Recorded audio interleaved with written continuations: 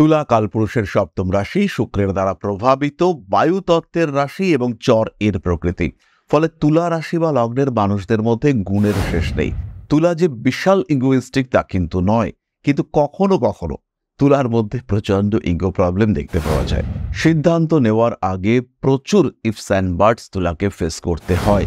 বিভিন্ন দিক থেকে তুলা সবসময় চেষ্টা করেন তার কৃতকর্ম, তার অ্যাক্টিভিটি যেন বেস্ট হয়। এই বেস্ট করবার চিন্তা, বেস্ট করবার চেষ্টা, তার কারণে তুলার কিন্তু সিদ্ধান্ত নেওয়ার ক্ষেত্রে বিলম্ব হয়। এমন এমন বিষয়ের সঙ্গে তুলা কম্প্রোমাইজ করে ফেলেন যে বিষয়গুলির সাথে কোনোভাবেই কম্প্রোমাইজ করা যায় না। বিশ্বাস করা খারাপ জিনিস নয়, বিশ্বাস করাকে দোষ বলা যাবে না, কিন্তু বিশ্বাস করা অবশ্যই দুর্বলতা।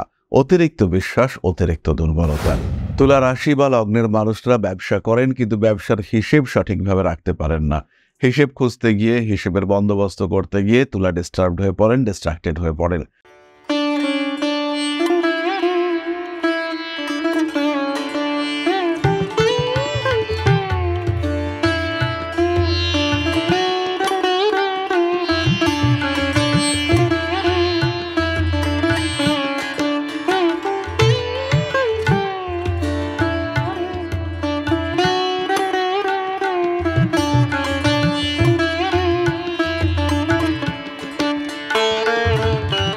নমস্কার, ঋষিবাণী ইনস্টিটিউট অফ ভেদিক অ্যাস্ট্রোলজির পক্ষ থেকে স্বাগত জানাই আজকের জ্যোতিষ আলোচনায়। আমি শান্তনু আপনাদের সাথে।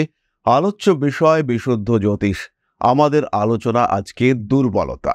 তুলা রাশি বা তুলা লগ্নের মানুষদের জীবনে দুর্বলতা, পিছিয়ে পড়ার অন্যতম কারণগুলিকে আমরা খুঁজে বার করবার চেষ্টা করব। যে কারণগুলি বেসিক্যালি গুণ মানুষের মধ্যে থাকা উচিত, কিন্তু বর্তমান যুগ, বর্তমান পরিস্থিতি, বর্তমান অবস্থা, সেখানে যে কারণগুলির কারণে মানুষকে পিছিয়ে আসতে হয়। যে দুর্বলতাগুলি বর্জন করলে মানুষ সহজেই কঠিন পরিস্থিতিতে উন্নতি করতে পারে, সেরকম বেশ কিছু দুর্বলতা আইডেন্টিফাই করার চেষ্টা করব এবং তুলা রাশি বা লগ্নের মানুষদেরকে অনুরোধ করব নিজেদের সঙ্গে বিষয়গুলিকে মিলিয়ে নেওয়ার। তুলা কালপুরুষের সপ্তম রাশি, শুক্রের দ্বারা প্রভাবিত, বায়ুতত্ত্বের রাশি এবং চর এর প্রকৃতি। ফলে তুলা রাশি বা লগ্নের মানুষদের মধ্যে গুণের শেষ নেই। তারা ক্রিয়েটিভ, তাদের মধ্যে মুভমেন্ট আছে, তারা নিজেদেরকে মোটিভেট করতে পারেন।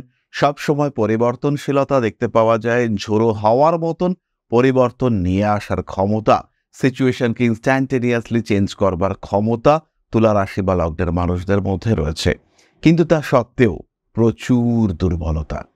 প্রথম বিষয়টি হলো, তুলা সবাইকে নিয়ে চলতে চান। সবার প্রতি সাম্য, সবাইকে এক রকমভাবে দেখবার চেষ্টা, চিন্তা, সেটা তুলার মধ্যে দেখতে পাওয়া যায়।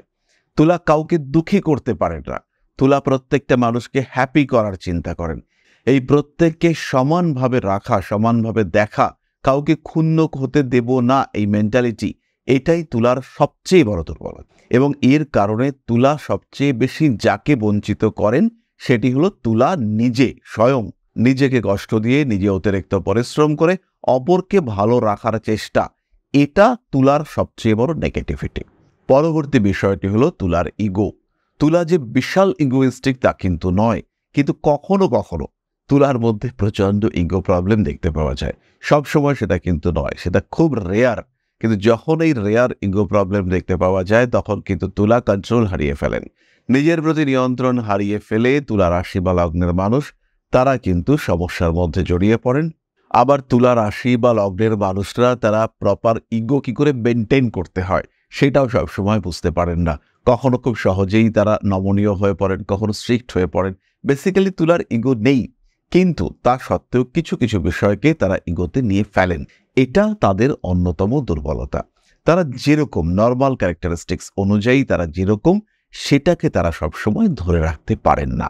সিদ্ধান্ত নেওয়ার আগে প্রচুর ইফস অ্যান্ড বাটস তুলাকে ফেস করতে হয়। বিভিন্ন দিক থেকে তুলা সবসময় চেষ্টা করেন তার কৃতকর্ম, তার অ্যাক্টিভিটি যেন বেস্ট হয়।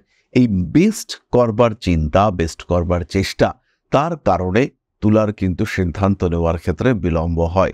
তুলা প্রচণ্ড পরিবেশকে ভালোবাসেন, তুলা প্রত্যেকটা মানুষকে ভালোবাসেন এবং সাম্যাবস্থা, ব্যালেন্স, সাম্যতা, দুদিক সব দিক সমান বিহেভিয়ার, এটাই তুলার বৈশিষ্ট্য, এটাই তুলার গুণ, এটাই তুলার শক্তি, আর এটাই তুলার অন্যতম বড় দুর্বলতা।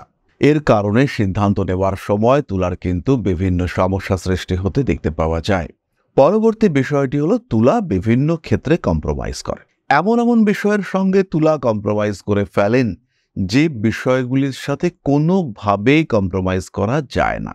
কম্প্রোমাইজ করতে করতে তুলা একটা সময় নিজের অনেক অধিকার সেগুলোকে ছেড়ে দিয়ে থাকেন। নিজেকে উজাড় করে দেওয়ার মানসিকতা সম্পন্ন তুলা রাশি বা লগ্নের মানুষজন এর কারণে অনেক সময় ডিপ্রাইভড হয়ে থাকেন। লাস্টলি পরিশেষে আমরা যেটা বলবো, তুলা রাশি বা লগ্নের মানুষ তারা কিন্তু খুব সহজেই অন্যকে বিশ্বাস করেন। এই অতিরিক্ত বিশ্বাস করবার কারণে তুলাকে ঠকতেও হয় অতিরিক্ত। বিশ্বাস করা খারাপ জিনিস নয়, বিশ্বাস করাকে দোষ বলা যাবে না, কিন্তু বিশ্বাস করা অবশ্যই দুর্বলতা। অতিরিক্ত বিশ্বাস অতিরিক্ত দুর্বলতা। এরই সঙ্গে সঙ্গে এটাও খেয়াল রাখতে হবে, তুলা রাশি বা লগ্নের মানুষরা অর্গানাইজড নন। তারা পরিকল্পনা করলেন ভীষণ ভালো, কিন্তু পরিকল্পনা রূপায়িত করবার জন্য যে ডিসিপ্লিন মেনটেন করতে হবে, সেই ডিসিপ্লিন মেনটেন করবার ক্ষেত্রে তুলার ঘাটতি রয়েছে। সেখানে কিন্তু তুলা অনেকটাই দুর্বল, সেটা তুলা কন্টিনিউ মেনটেন করতে পারছেন না। তুলা রাশি বা লগ্নের মানুষরা ব্যবসা করেন, কিন্তু ব্যবসার হিসেব সঠিকভাবে রাখতে পারেন না। হিসেব খুঁজতে গিয়ে, হিসেবের বন্দোবস্ত করতে গিয়ে তুলা ডিস্টার্বড হয়ে পড়েন, ডিস্ট্রাক্টেড হয়ে পড়েন। সুতরাং তুলা রাশি বা লগ্নের মানুষের যদি ক্ষতি হয়, কতটা ক্ষতি হয়েছে, কত টাকার ক্ষতি হয়েছে, সেটা কিন্তু তুলা আইডেন্টিফাই করতে পারেন না। এর কারণে তুলা রাশি বা লগ্নের মানুষরা কিন্তু ব্যবসার ক্ষেত্রেও বহু সময় ব্যর্থ হয়ে থাকেন। যদিও তুলা রাশি বা লগ্নের মানুষরা প্রচুর ব্যবসার ক্ষেত্রে সফলও হন, সেটা তাদের সৌভাগ্য বা গুড লাকের জন্য। হিসেব নিকেশের ক্ষেত্রে তুলা কিন্তু অনেকটাই ব্যর্থ, বেশিরভাগ ক্ষেত্রেই ব্যর্থ। শেষ করবার আগে আরেকটি জিনিস তুলার শেয়ার করতে চাইব, সেটা হচ্ছে মাত্রাতিরিক্ত উদারতা। কেউ ভুল করলে তুলা তাকে ক্ষমা করে দেবেন, পরবর্তীবার ভুল করলে তুলা তাকেও ক্ষমা করে দেবেন, আবার সে ভুল করলে তুলা ক্ষমা করে দেবেন। কিন্তু আলটিমেটলি দেখতে পাওয়া যাবে ভুলের সাম্রাজ্যে তুলা অবস্থান করে রয়েছেন, চতুর্দিকে ভুলই ভুল, এবং তুলা কোনোভাবেই সেই ভুলগুলোকে মেরামত করতে পারছেন না। ডিসিপ্লিনের অভাব, অর্গানাইজেশনের অভাব, এটা কিন্তু তুলাকে সমস্যার মধ্যে ফেলে, যেটা উদারতা দোষ নয়, কিন্তু অতিরিক্ত উদারতা, ডিসিপ্লিনের অভাব, এটা ডেকে আনে সমস্যা। সাকসেস রেটকে অনেক অনেক কমিয়ে দেওয়া হয় এই ঘটনার কারণে।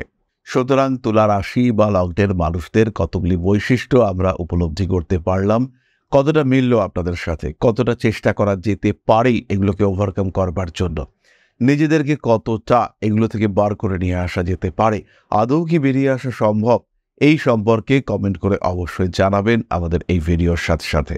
তার সঙ্গে সঙ্গেই যদি জ্যোতিষের প্রতি আগ্রহ জন্মায়, যদি এই শাস্ত্রকে শিখতে ইচ্ছে হয়, যদি এই শাস্ত্রের সাহায্যে নিজেদের জীবনকে আরেকটু উন্নততর করে তুলতে চান, সেই ক্ষেত্রে সরাসরি ঋষিবাণীতে সংযুক্ত হতে পারেন। অনলাইন অফলাইনে জ্যোতিষ শিক্ষা, তার সঙ্গে হস্তরেখা বিদ্যা, সংখ্যা তত্ত্ব, ট্যারো রিডিং, বাস্তুশাস্ত্র, নিউমারোলজি, প্রত্যেকটি বিষয় আমরা নিয়ে এসেছি আলাদা আলাদা কোর্স কিংবা একসাথে কনডেন্সড কোর্স। যদি জ্যোতিষ শিখতে চান তাহলে ভর্তি হতে হবে আপনাকে ঋষিবাণীতে। তাহলে এবার আমরা চলে আসব আলোচনার পরবর্তী পর্যায়ে, অর্থাৎ আপনাদের প্রশ্নে জ্যোতিষের উত্তর। তবে তার আগে ছোট্ট একটি বিষয় আপনাদের সঙ্গে শেয়ার করতে চাইব। পরম ব্রহ্ম মিলন মঠ ও সেবাশ্রম অধ্যাত্ম, সেবা এবং প্রকৃতি পূজনে সম্পূর্ণ নিয়োজিত একটি সংস্থা। সম্পূর্ণ স্বেচ্ছাসেবী এবং সমাজ কল্যাণমূলক এই সংস্থা আমরা এগিয়ে চলেছি মানুষের পাশে দাঁড়ানোর লক্ষ্যে। এই প্রসঙ্গে দীর্ঘদিন ধরেই আমরা বিভিন্ন এলাকায় বেশ কিছু কাজ করে আসছি। আপনাদের সহযোগিতা, আপনাদের পাশে দাঁড়ানো, আপনাদের হাতে হাত মিলিয়ে এগিয়ে নিয়ে আসার চেষ্টা, আপনাদের সহযোগিতা, আপনাদের পাশে দাঁড়ানোর প্রয়াস, এই সমস্ত কিছুই আমাদেরকে এগিয়ে নিয়ে চলেছে। আমাদের পাথেয় হয়ে উঠেছে আপনাদের ভালোবাসা। বিগত বেশ কিছুদিন ধরেই আমরা বিভিন্ন অনগ্রসর এলাকায় কাজ করে চলেছি। কখনো আমরা শিশুদের মধ্যে শিক্ষা উপকরণ বিতরণ করেছি, কখনো আমরা পুজোর পোশাক বিতরণ করেছি, কখনো তাদের খাদ্যের ব্যবস্থা করেছি।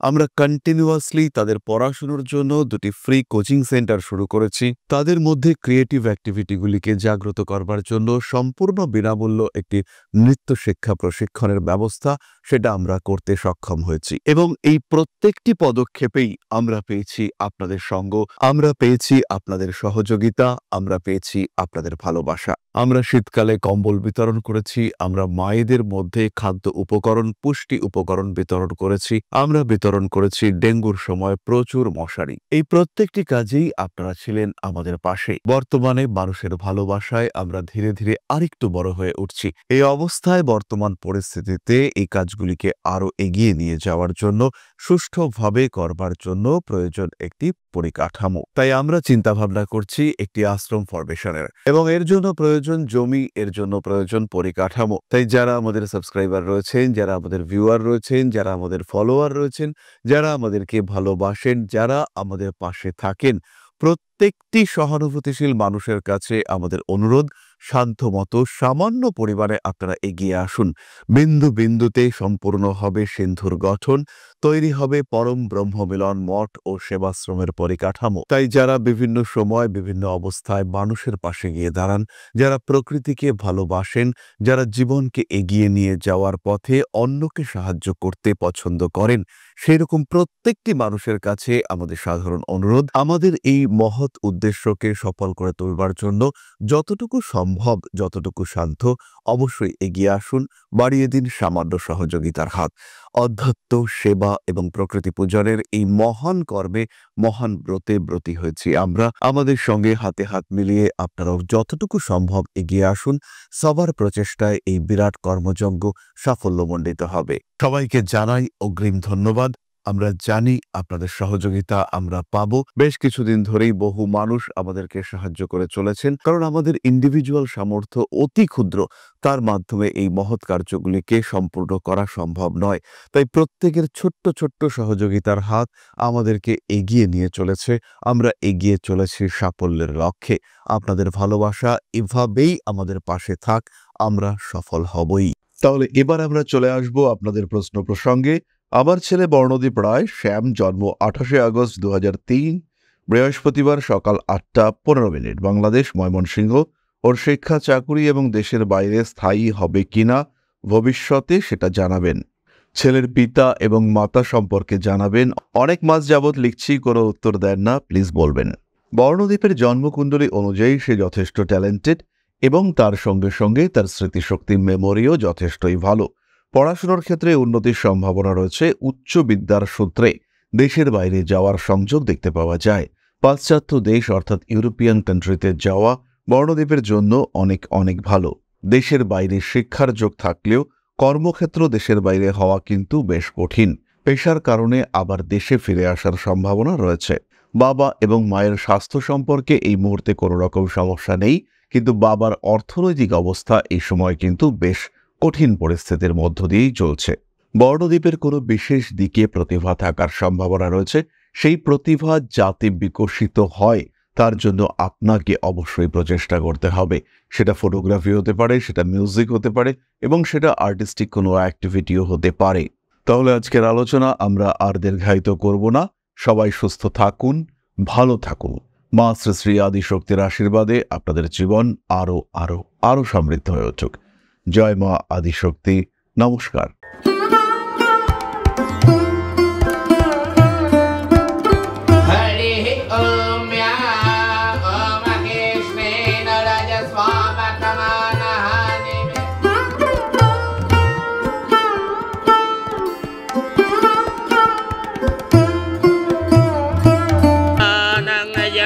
हेतुश्च पयस्नानं विजिह्वताम् ह्रीं ह्रीं ह्रीं हुं हुं सिद्धिं शक्तिदेयं स्वाहा।